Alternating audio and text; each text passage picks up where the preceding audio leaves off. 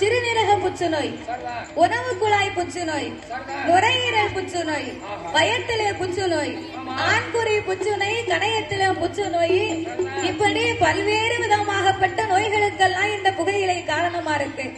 மதுபான அருந்திய உடனே முதலாவது நம்ம உடம்புல பாதிக்கக்கூடியது நரம்பு மண்டலம் தான் பாதிக்குமா.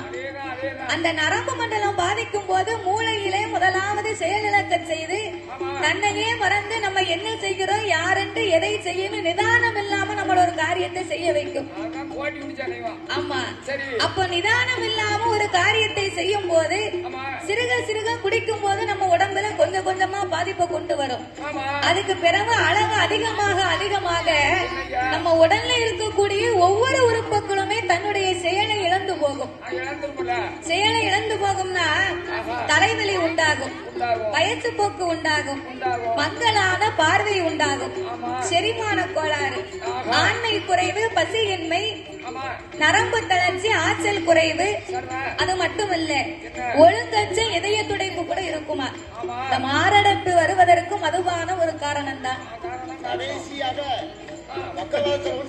பக்கவாதத்துல வச்சிருந்தா கை கால் இழுத்துக்கிட்டு போய் நம்மளால ஒண்ணுமே செய்ய முடியாது. இழுத்துக்கிட்டு போனா கெட்டி போட வேண்டியது. அதானே, ஒன்னு அப்படித்தான் கெட்டி போடணும் ஒரு நாளைக்கு. இழுத்துக்கிட்டு போகுதுன்னு சொன்னா அதை கெட்டி போட்டு அது வாட்டுக்கு நிக்கும்ல. கை கால் வாதம் வந்து இருந்துரும் தாத்தா. வாதம் வந்து நமக்கு நரம்பு தளர்ச்சி இல்லைன்னா எந்திக்க முடியாது, படுக்கையா தான் இருக்க முடியும்.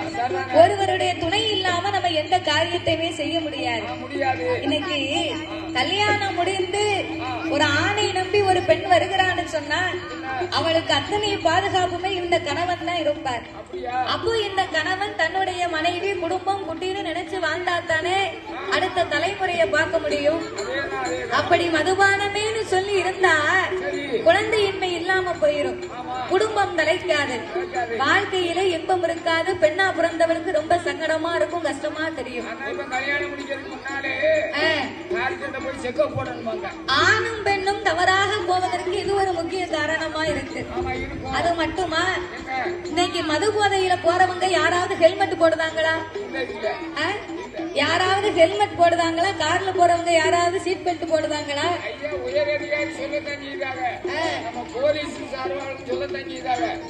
ஹெல்மெட்டை போட்டு போடா, தலையில கவிச்சிக்கோ, யானையும் பின்னாடி கட்டி போட்டுக்க அப்படின்னு சொன்னாலும் கேட்கணும்ல.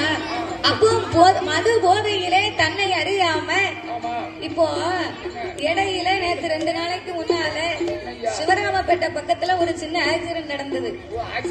ஆமா, 5 வருஷமா அந்த ஆளு மெட்ராஸுக்கு 5 வருஷமா பைக்கிலேயே போவாங்களாம், பைக்கிலே தான் வருவாங்க. 5 வருஷமா இப்படியே பண்ணிக்கிட்டு இருக்காரு. அப்போ போயிட்டு வாரவரு ஒரு தொலை தூரத்துக்கு போனா பாதுகாப்பா போவது அவருடைய பொறுப்பு அல்லவா? மெட்ராஸ் வரைக்கும் பைக்கிலே போனா என்ன ஆகும்? அப்ப 5 வருடமா சென்னைக்கு பைக்கிலே சென்று வந்து கொண்டிருந்த மனிதன் இப்போ ஒரு நாளைக்கு முன்னால விருதுநகர்ல திடீர்னு ஆக்சிடென்ட் ஆகி இன்னைக்கு உள்செடியில போய் கிடந்து ஒரு நாள் கழிச்சு தான் பார்த்தாங்களா அவரை. பிறகு அப்போ ஹெல்மெட் போட்டிருந்தா தலையில அடிபட்டாலும் அந்த ஹெல்மெட் நம்மளை பாதுகாக்கும். தலையில அடிபட்டா கண்டிப்பாக உயிர் போவதுதான். அதனால ஹெல்மெட் போட்டு பயணம் செய்யணும் நம்ம நினைக்கணும். சும்மா அசால்ட்டா 3 பேரு 4 பேர்லாம் பைக்ல போனா காவல்துறை அதிகாரி ஏன் சொல்லுகிறாங்க? நம்மளுடைய நன்மைக்குத்தான் சொல்றாங்க.